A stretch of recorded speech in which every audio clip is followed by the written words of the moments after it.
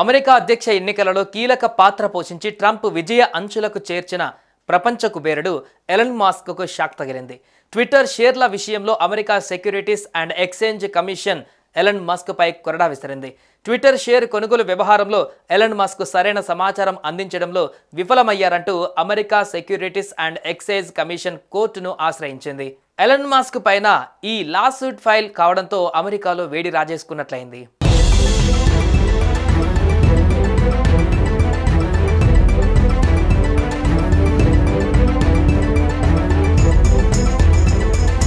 దాదాపు 2.5 ఏళ్ల క్రితం ప్రముఖ మైక్రో బ్లాగింగ్ సైట్ ట్విట్టర్ను కొనుగోలు చేసి అందరినీ ఆశ్చర్యపరిచాడు ప్రపంచ కుబేరుడు ఎలన్ మస్క్.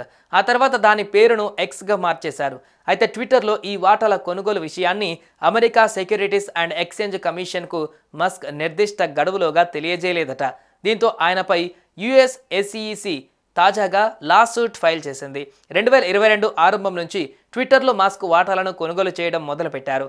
ఆ ఏడాది మార్చి నాటికి ట్విట్టర్ కంపెనీలో 5% వాటాను ఎలన్ మస్క్ దక్కించుకున్నారు. సెక్యూరిటీస్ అండ్ ఎక్స్చేంజ్ కమిషన్ నిబంధనల ప్రకారం ఏదైనా కంపెనీ యాజమాన్యంలో 5% వాటా దాటితే ఆ విషయాన్ని 10 రోజులలోగా ఎక్స్చేంజ్కు వెల్లడించారు.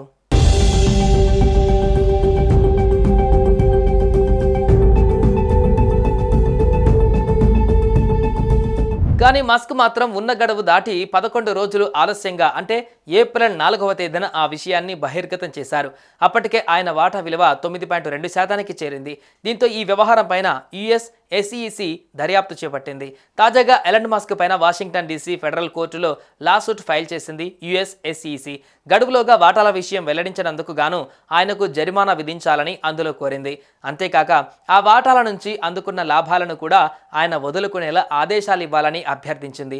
ఈ పిటిషన్ పైన మస్క్ గానీ ఎక్స్ నుంచి గానీ ఎలాంటి స్పందన రాలేదు.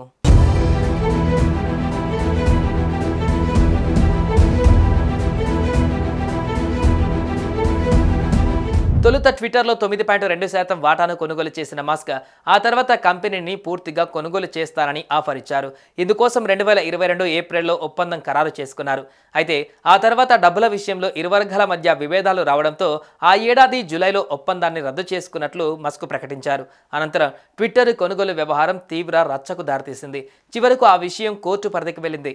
ఎటకేలకు అదే ఏడాది ఏప్రిల్లో $44 బిలియన్ మస్క్ ట్విట్టర్ను సొంతం చేసుకున్నారు. అనంతరం దాన్ని ఎక్స్గా పేరు మార్చి కొనసాగిస్తున్నారు.